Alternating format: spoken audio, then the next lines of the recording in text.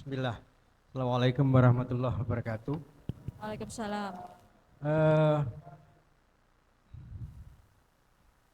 saya banyak menerima bahan ini. Agama bisa jadi buku lagi. Eh, balik balik kitab. Jadi terima kasih Bapak Ibu sekalian karena banyak yang masuk di kepala saya ini. Tidak tahu kalau sudah gitu nanti biasanya terus saya menghilang. Saya biasanya kalau nulis buku gitu draft saya kasihkan ke Bu Ari gitu, saya minta untuk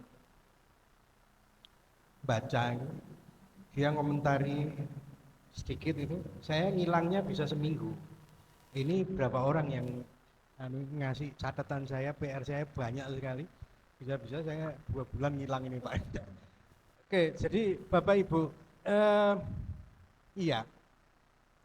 Jadi memang kritik saya di buku ini kan selama ini satu, Islam itu selalu dianggap sebagai sebuah apa sistem yang jadi hanya di Arab saja gitu ya.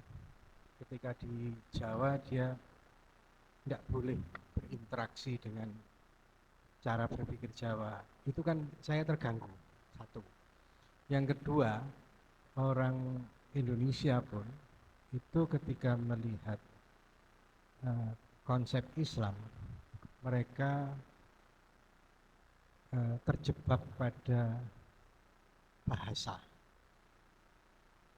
Nah, ya saya memang saya ini sebenarnya ibu saya orang Turen, orang Jawa. Jadi saya masih Jawa kok bahas. Iya. Tapi bapak saya orang Kutai. Nah, jadi Bapak jadi kalau ibu saya itu Jawa plus Madura. Bapak saya Arab plus Kutai. Hasilnya saya. Jadi saya ini memang Nusantara beneran. uh, Kalau karena saya hidup saya ini kan sejak lahir saya itu di Malang. Sempat ke Solo, sempat ke Jogja, jadi punya interaksi banyak gitu ya dengan masyarakat. Saya bahkan tidak terlalu dekat dengan tradisi Kalimantan, meskipun darah saya ada Kalimantan.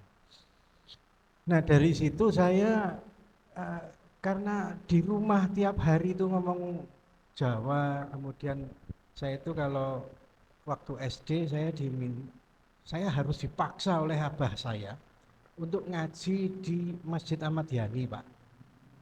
Jadi saya ini alumni Masjid Ahmad Yani Belimbing.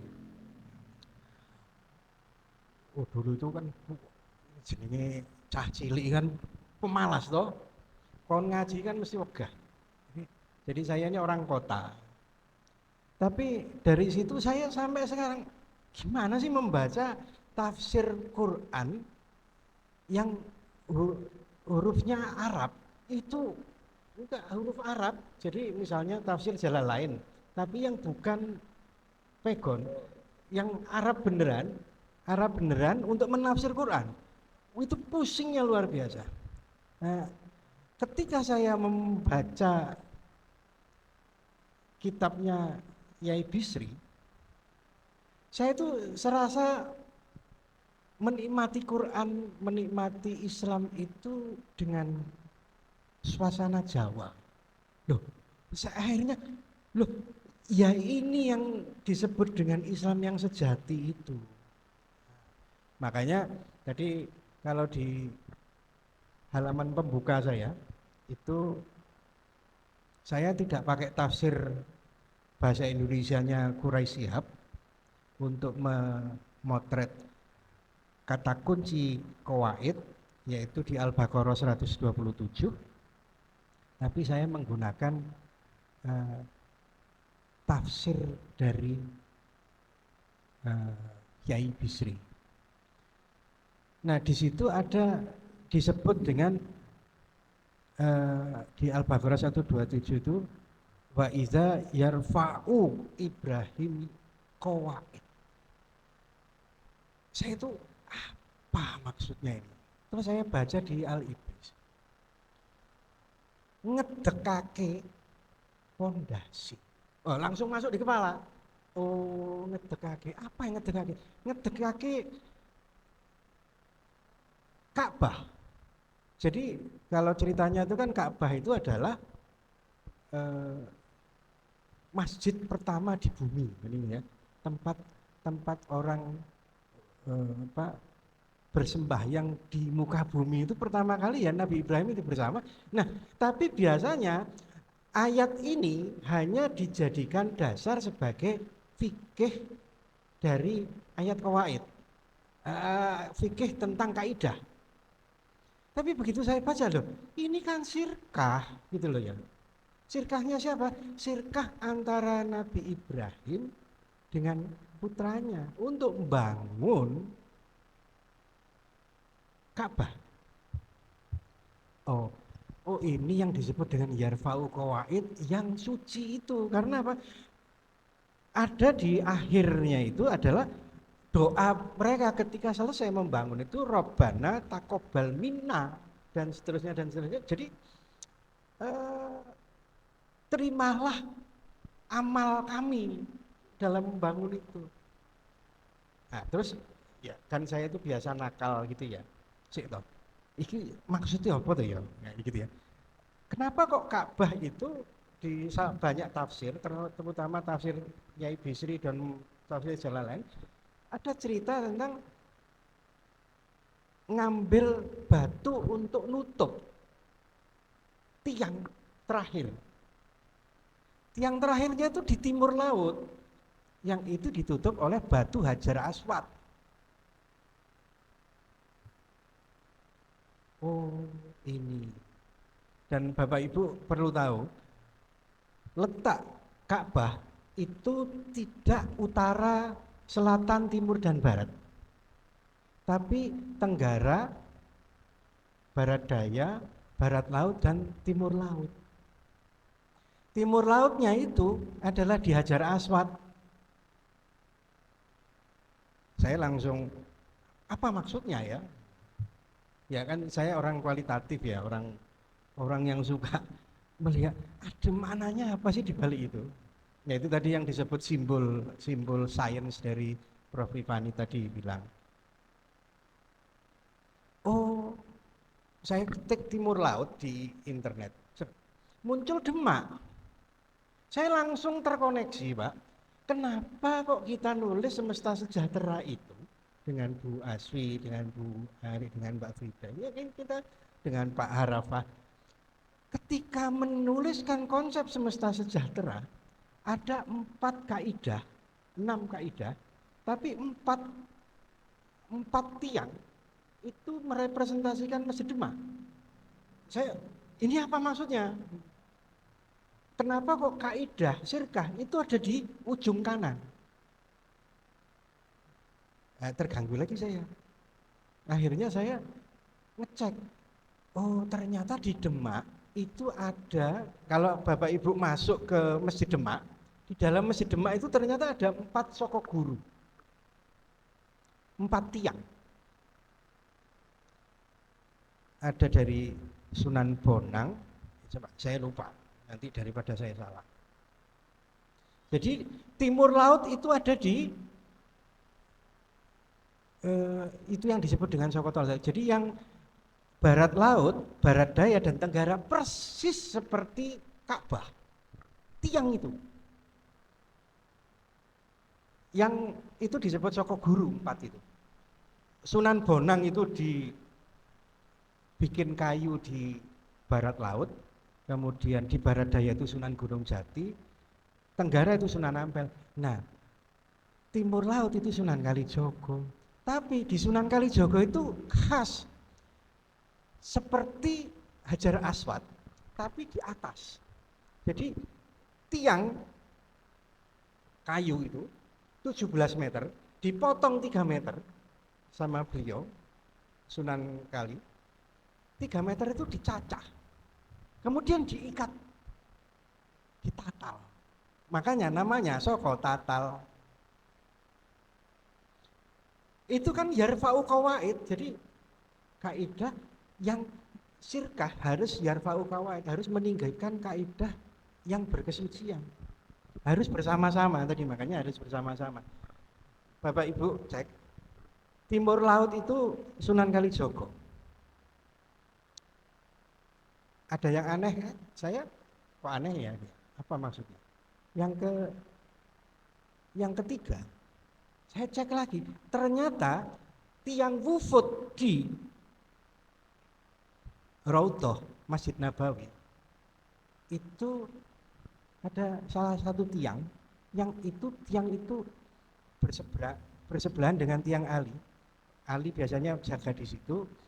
Tiang wufud itu tempat Rasulullah bersirkah dengan para utusan dari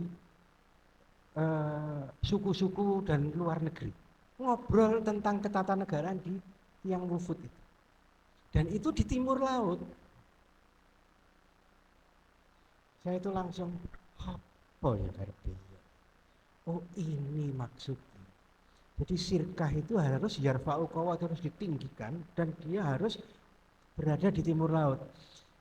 Kalau Bapak Ibu nanti di buku ini ada 8 arah mata angin. Kalau dalam tradisi Hindu 8 arah mata angin itu ada namanya timur laut, itu kesucian. Sama persis timur laut. Kemudian ada barat daya dan lain-lain. Nah, kemudian itu digeser, itu namanya Dewata Nawasanga, digeser menjadi Surya Majapahit, digeser lagi ketika zaman Demak menjadi Surya Wali Songo. Nama-namanya Wali Songo, makanya kalau di cover itu ada, ini dibikin oleh santri SMA Bani Hasyim sama Mas Aang, sama Mas Jai dan kawan-kawan. Ini ada logo, ada timur laut, ada lain-lain. Ya, saya nggak usah ngomong ini, nanti kepanjangan. Tapi yang saya mau katakan adalah, kok bisa dari Ibrahim dan Ismail ke Rasulullah bikin di Masjid Nabawi di timur laut juga, di Masjid Demak juga timur laut. Bapak Ibu juga perlu tahu, negeri Nusantara menurut orang-orang di dunia di masa lalu yang disebut Nusantara itu adalah negeri timur laut. Keren ya. Jadi kalau dalam tradisi ya, yang namanya timur laut itu kesucian. Pertemuan antara kekayaan utara dan timur, kekuasaan. Jadi kalau kekuasaan dan kekayaan dan kekuasaan itu ini di utara dan tengah timur laut. Jadi kalau mau kekayaan dan kekuasaan itu suci, dia harus mengarah ke timur laut. Makanya rumah-rumah Jawa itu selalu ada di timur laut, tempat suwung, tempat dongo, tempat sholat. Meskipun ngadepnya ke barat, tapi tempatnya, iya. Atau kalau enggak, sumur, tempat bersuci. Itu sampai sekarang di Bali masih diterapkan. Nah, itu satu. Oh, ternyata simpulannya adalah bahwa yang namanya yarfa'u qawaid harus mengekspresikan pada konsep Ibrahim tadi yang berkesucian, harus timur laut tadi.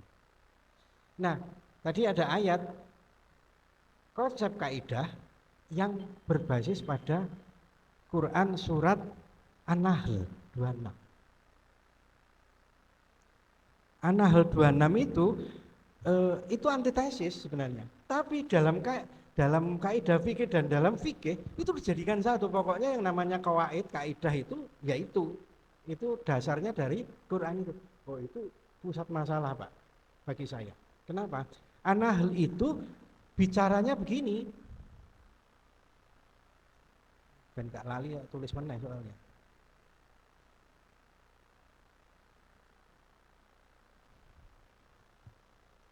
qad makara ladina min qablihim. Sesungguhnya orang-orang sebelum mereka telah mengadakan makar, tipu daya. Siapa yang melakukan tipu daya? Raja Namrud melakukan makar terhadap Allah, meninggikan, bikin yang namanya gedung pencakar langit naik ke atas untuk mengalahkan Tuhan.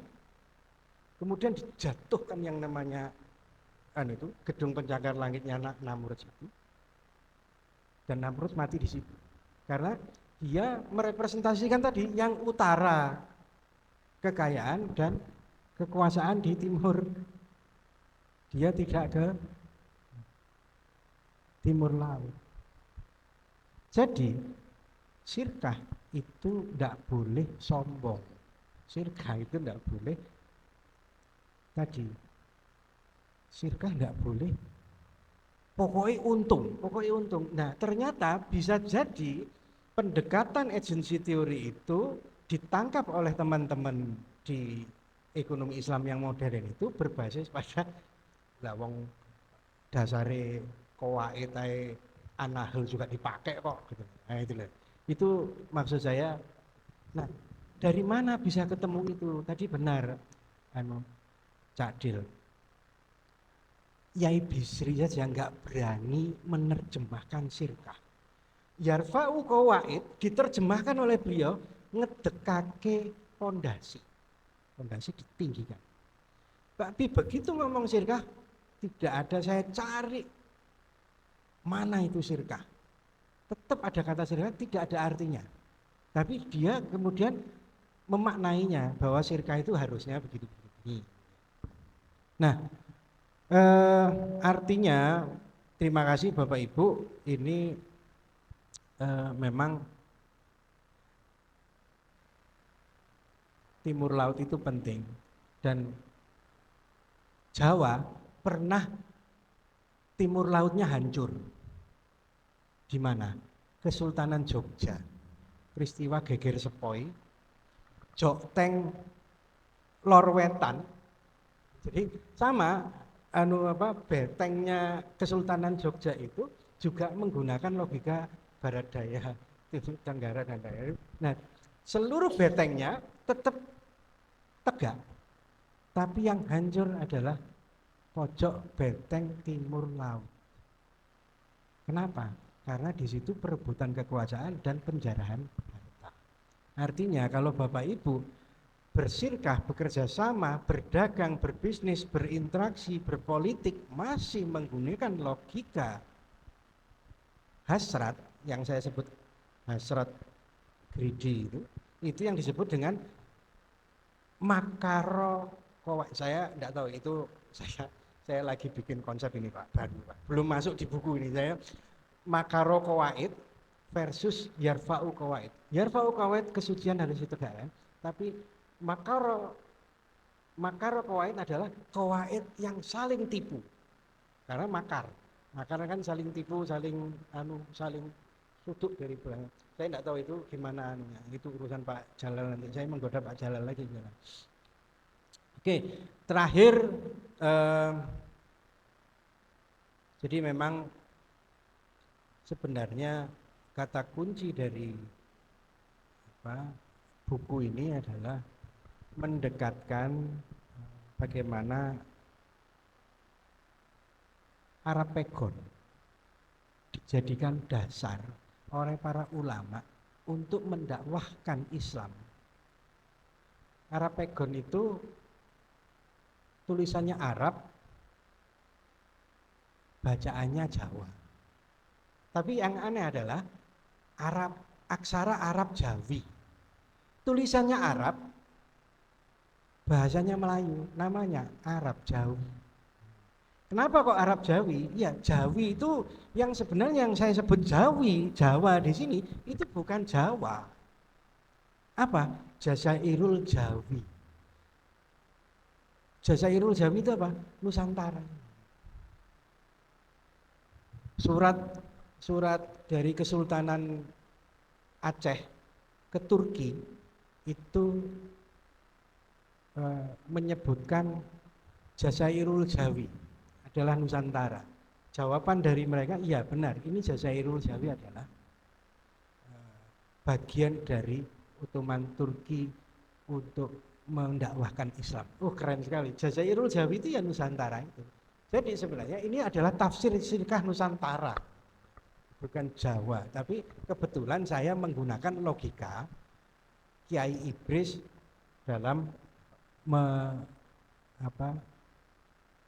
mengislamkan Nusantara melalui Pegon.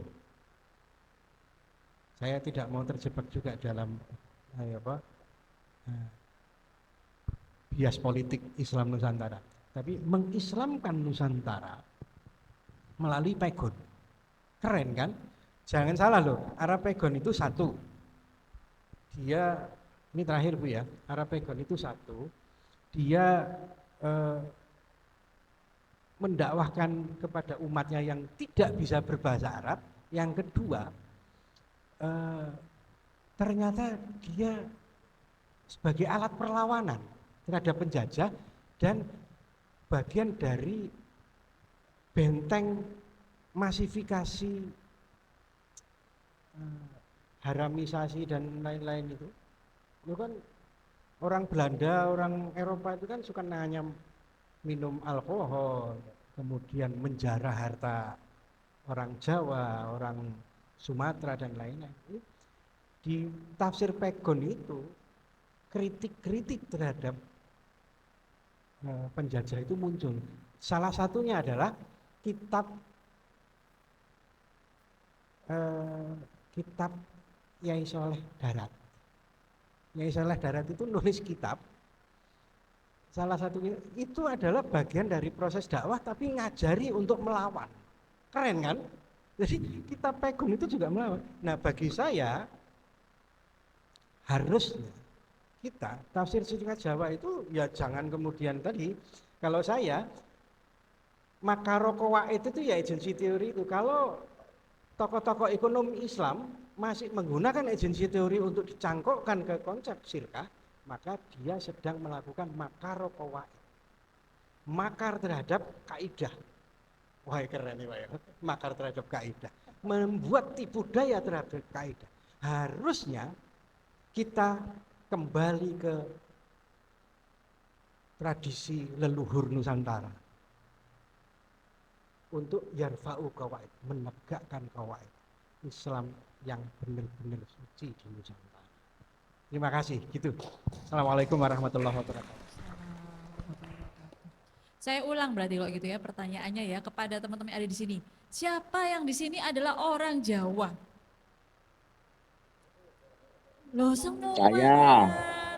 Kan di Jawa di sini bukan berarti Jawa pulaunya, tapi Jawi. Jawi, Jazirah Jawi itu adalah sebutan Nusantara bagi orang-orang di luar Indonesia, di luar Nusantara. Dan saya mencoba, habis ini kita akan buka, masih ada beberapa menit untuk kita bisa diskusi ya teman-teman ya. Yang menarik adalah tadi bahwa Syirkah Indonesia, saya mencoba mengambil dari semua teman-teman pembedah tadi, Syirkah Indonesia itu sebetulnya adalah syirkah yang tidak suci. Loh kenapa? Karena letaknya adalah syirkah untuk mencari kekayaan. Tadi Pak Jalal bilang gimana caranya berserikat yuk, tambah sugih, tapi kita buat kita sendiri. Nah itu kan syirkah antara siapa dengan siapa untuk kepentingan siapa. Jadi sekarang kita juga melihat ya bagaimana ada satu bank yang sedang dihujat, tidak usah perlu namanya ya, tapi sampai organisasi tertentu bilang kita tarik saja dana dari situ ya, karena ada hal-hal yang kemudian apa yang salah nih? Ini masyarakat Indonesia mayoritas Muslim, kenapa tidak berpihak pada bank syariah? Jangan-jangan serikatnya yang salah, syirkahnya yang salah. Karena syirkahnya adalah untuk kekayaan orang-orang tertentu. Next, syirkah kekayaan tadi di sisi utara ya Pak Haji ya. Lalu ada syirkah kekuasaan, berserikat untuk politik tertentu, kekuasaan tertentu. Oligopoli. Udah oligopoli itu kan syirkah juga. Tetapi antara siapa? Antara pihak-pihak tertentu dengan pihak tertentu dengan perusahaan-perusahaan besar, perusahaan MNC untuk apa? Untuk mengeruk kekayaan negeri sendiri tapi tidak didistribusikan untuk masyarakatnya. Sehingga tadi Pak Jalal menyatakan syirkah kita hilang, yang mana hilang? Masyarakatnya hilang. Jadi yang ada cuma kekayaan toh, tidak melibatkan masyarakat, musyarakahnya hilang. Ujungnya cuma kaya utara atau kuasa di timur, harusnya ke timur laut. Dan kalau kita mempertahankan syirkah yang ada di Indonesia seperti ini, kata Pak Haji, hati-hati loh, itu makar. Kok udah makar, nanti kayak Raja Namrud, diapakan Pak Haji? Bush, hancur. Jadi ini ada ancaman ini. Apakah ini Pak Haji bisa melihat sesuatu ancaman? Tapi dengan mulai banyak sekali hantaman-hantaman terhadap sistem ekonomi syariah kita termasuk ya, itu sebetulnya adalah suatu tamparan untuk kita bangun apa yang salah dengan cara kita berekonomi Islam. Jangan-jangan tadi agency teorinya disuntikkan, padahal agency teori jelas-jelas sudah makar terhadap qawaid.